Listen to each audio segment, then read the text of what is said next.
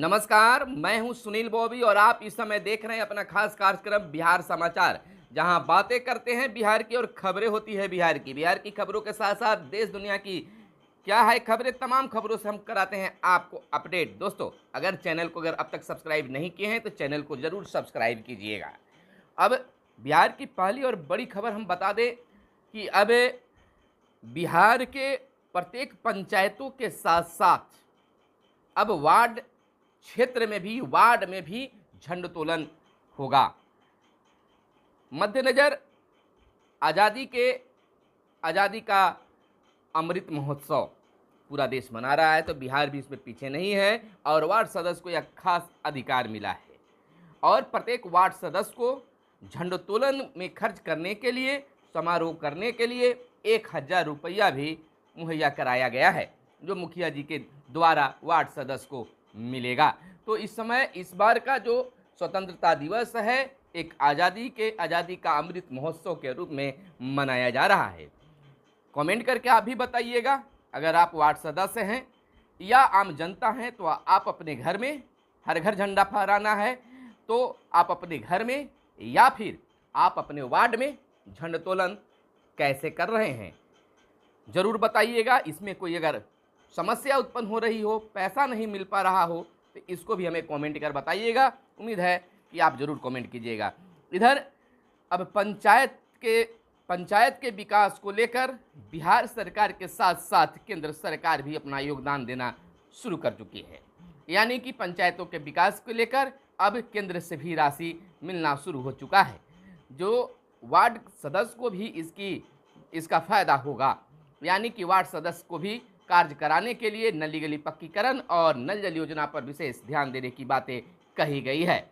यानी कि केंद्र में भी अब यह बनाया गया है कि हर घर में नल का पानी मिले।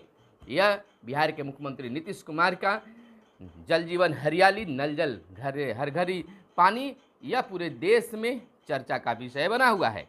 इधर चिंताजनक बात है कि बिहार में 3 से 9.5 मीटर तक नीचे चला गया है भू जल स्तर।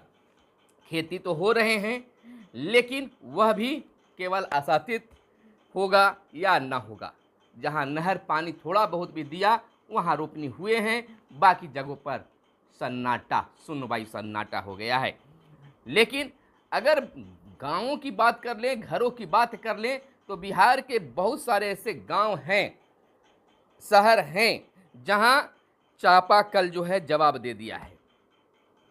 समरसेबुल के माध्यम से लोग पानी निकाल रहे हैं। डीजल भी खेतों में काम करना बंद कर दिया है और तेज गति से लोग समरसेबुल बैठा रहे हैं।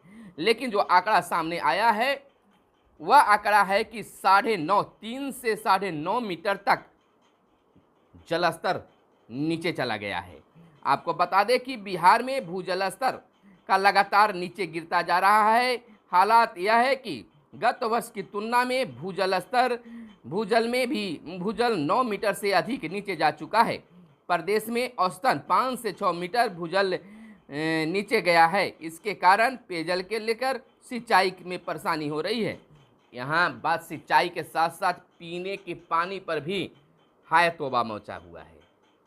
जो चापाकल घर में लगे हुए हैं वह भी चापाकल जवाब दे चुके हैं। और इधर शक्ति हाल में हुई समीक्षा बैठक में मामला सामने आने के बाद मंत्री ने कार्रवाई का दिया था आदेश।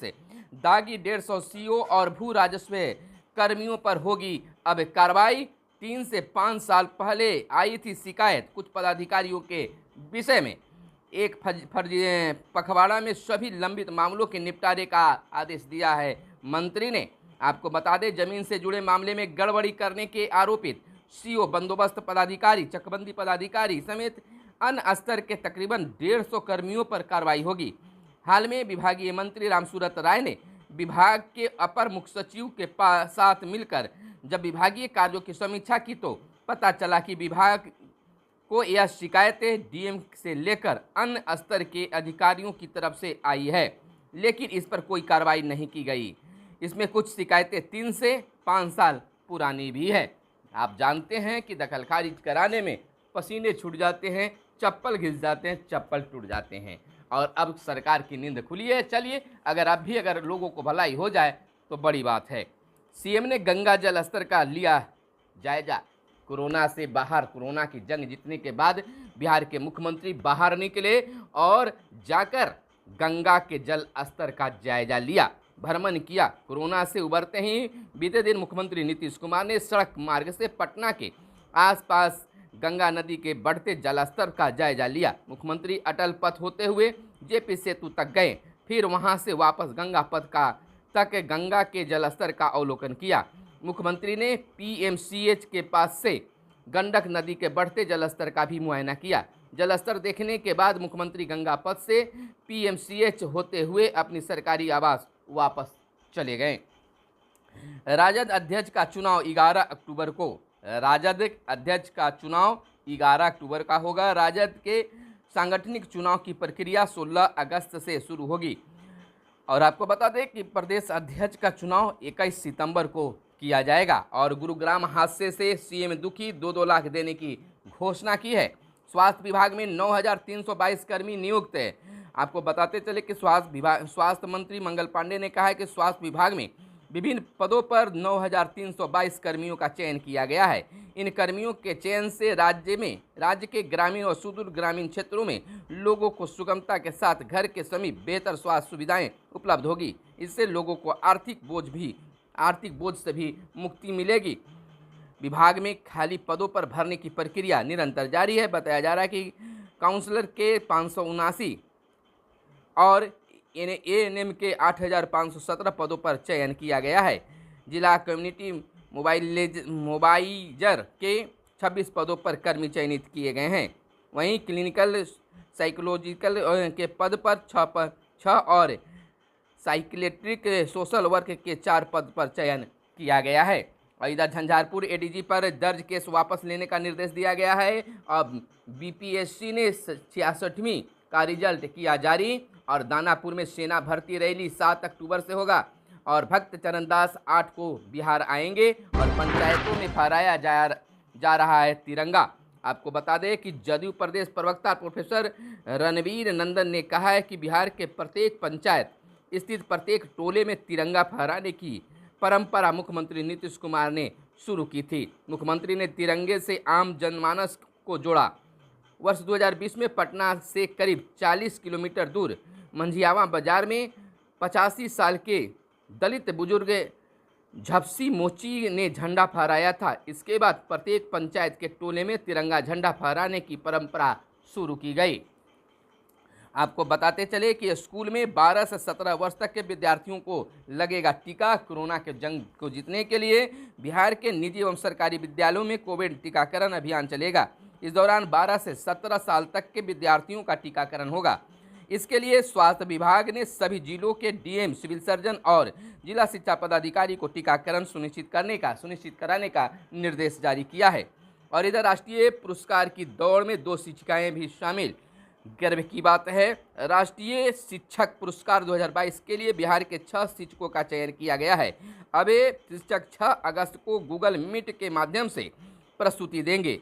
स्कूल शिक्षा एवं राष्ट्रीय साक्षरता विभाग, शिक्षा मंत्रालय द्वारा बिहार के नामांकित शिक्षकों के नाम की घोषणा मंगलवार को कर दी गई है। बुधवार को प्राथमिक शिक्षा निदेशक रवि प्रकाश ने सभी 6 शिक्षकों का नाम जारी किया। चयनित शिक्षकों में आदर्श कन्या +2 senior secondary school Ramgarh Bhabua के प्रभारी प्रधान शिक्षक अनिल कुमार सी और DB Ram senior secondary school Nagra Saran के शिक्षक नसीम अख्तर, उत्क्रमित उच्च विद्यालय माधोपट्टी दरभंगा के शिक्षक रवि रोशन कुमार, राजकीय मध्य विद्यालय चांदमारी कन्या पूर्वी चंपारण की प्रभारी प्रधान शिक्षक ममता पांडे, प्रोजेक्ट कन्या उच्च विद्यालय त्रिवेणी नगर सुपौल के शिक्षक सौरभ कुमार और महादेव उच्च विद्यालय कुसुरपुर पटना की शिक्षिका निशी कुमारी शामिल है। शिक्षकों का अंतिम चयन उनकी प्रस्तुति के आधार पर किया जाएगा। जो शिक्षक राष्ट्रीय पुरस्कार के लिए चयनित नहीं होंगे उन्हें राज्य पुरस्कार मिलेगा। इधर परेशानी है, स्मार्ट प्रीपेड मीटर की तेजी बिगाड़ रही बिजली खपत का गणित। बिजली के स्मार्ट प्रीपेड मीटर से उपभोक्ता परेशान। आए दिन विभिन्न इलाकों में इसके खिलाफ हो रहा है धरना प्रदर्शन। आखिर कहां कमी रह गई है? शीघ्र विद्युत विभाग को इसे सुधारना चाहिए। जो कंपनियां हैं उसको देखना चाहिए। लोगों को काफ़ी सचमुच में परेशानी हो रही है।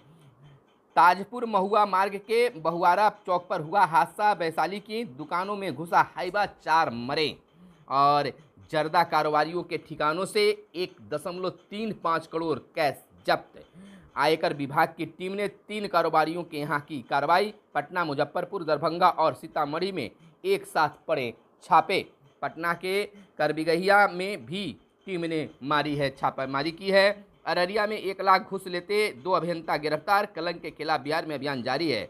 ग्रामीण कार्य विभाग में तैनात हैं दोनों अभियंताएं। तलाशी के दौरान 6.5 लाख कैश बरामद किए गए।